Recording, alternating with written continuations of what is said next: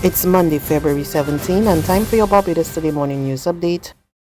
Barbados is in a state of pronounced disquiet. So claims former Prime Minister Frondell Stewart, who says the electorate was still unhappy despite voting for a change in government. He made the comments at a St. Philip North Branch meeting last evening, where he spoke publicly for the first time since the Democratic Labour Party's heavy defeat in the May 2018 general election. And it is my sense that in spite of the fact that all of these prayers have been answered, the country is still in a state of pronounced disquiet. People are still not happy, and that has to be a cause of concern for the Democratic Labour Party. And because the new administration has not been able to get the country to settle down around a set of ideals, the refrain constantly chanted by this administration is that the past administration is responsible for this, responsible for that, responsible for the other. And it seems as though the stage is not going to be reached where the present administration accepts responsibility for what is happening in Barbados. Mr. Stewart hit back at the DLP's political opponents and critics about the party's management of the country's economy. He stated that his administration had to govern during a crippling economic crisis, and its goal was to keep the country stable and meet the needs of the people. Maintaining that he was setting the record straight on a number of issues, the former Prime Minister rubbished talk that his former government had mismanaged the island's foreign reserve and debt. I don't accept any charge that we mismanage any debt to GDP ratio or mismanage any debt, because first of all, what was handed to us was not a perfect debt situation. First said he was needed 5 years from 2007, 2012 to get it back to where it should be. And he was talking even before because the World Cup happened. All the debts had to be brought to book, and by the end of 2009, the debt to GDP ratio was 88% of GDP. So we didn't hand anything perfect, and then we defiled it. We were handing something defiled, and because of the exigencies of circumstances dealing with the worst crisis the world has seen in 100 years, it became a little more defiled. If we have found the way to correct it now, I repeat, hip, hip, hooray. A family is trying to come to grips with the sudden death of a loved one following a deadly shooting in St. John yesterday. Our Kareem Smith has more. The sight of 26-year-old Rashid Howell's bullet-riddled body lying lifeless just meters off of the road in the blistering midday heat was more than relatives could bear. Acting Police Public Relations Officer Sergeant Michael Blackman confirmed the incident, revealing that it occurred just before 9 a.m. Among the onlookers were Rashad's parents, who drew as near as they could to the police barricade. Just after midday, his father identified the body, but his mother could not be consoled. They mostly refused to speak with the media, but those who briefly spoke described the young man as a quiet person. As his body was removed from the scene by a team from Tucson's funeral home, the cries of a grieving mother pierced the air as she pleaded for God to help her bear the burden of grief. Barbados Today understands that Rashid was from the neighboring community of Gull Hill and part of a massive extended family living there. The incident has left police once again appealing for the public's assistance as they probe the country's fifth murder for 2020. Kareem Smith for Barbados Today. Businesses and charitable organizations are still not doing enough to assist with the reintegration of ex-criminals into society. And Home Affairs Minister Edmund Hinkson says a large number of former prisoners are trapped in a cycle in which they end up behind bars just after 4 years of being released. He made the disclosure as he addressed the Prison Aftercare Committee's service at the Church of the Nazarene in St. James yesterday.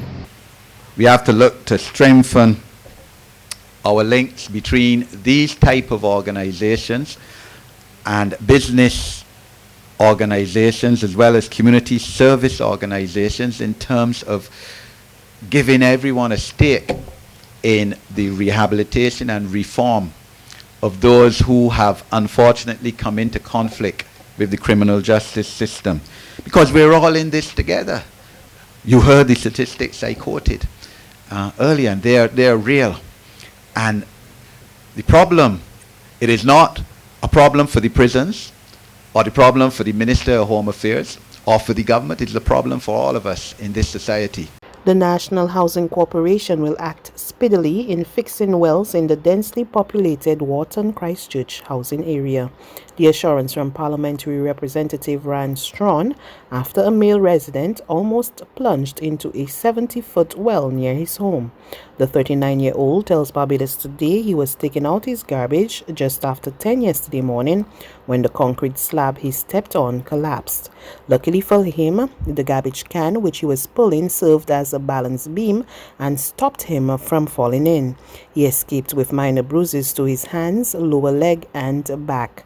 NHC workers responded and placed a wooden cover over the affected well, but Minister Strawn said the measure was a temporary fix and workers will return today to provide a permanent solution. Obviously, the residents are quite concerned in terms of the fact that, and we are happy that no one was seriously injured this morning with respect to the incident, but ultimately it really means that we have to work together to ensure that not just that the infrastructure is maintained, but the idea of walking over wells and the risk that's associated with it obviously assumes a certain level of personal risk, but that's something that we'll work with the community obviously to try to resolve over time. But tomorrow morning the NHC will be here to undo all of the well work, the covers at least, assess what needs to be done. As you saw, the well is actually very deep, and obviously with the disruption here, obviously some of the integrity of the block work obviously clearly has been compromised, and so they're going to look at a very extensive response to that. There's regional and international news after this short break.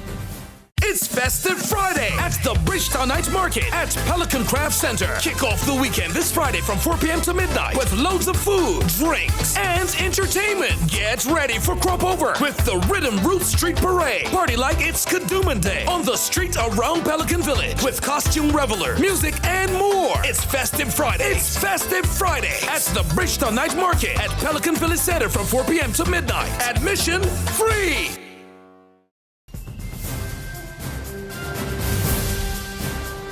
To news from the region now, a proliferation of marijuana-laced edibles in some schools is causing much concern for education officials in Trinidad and Tobago, including the Minister of Education, who disclosed that he has not received any formal reports about the worrying trend.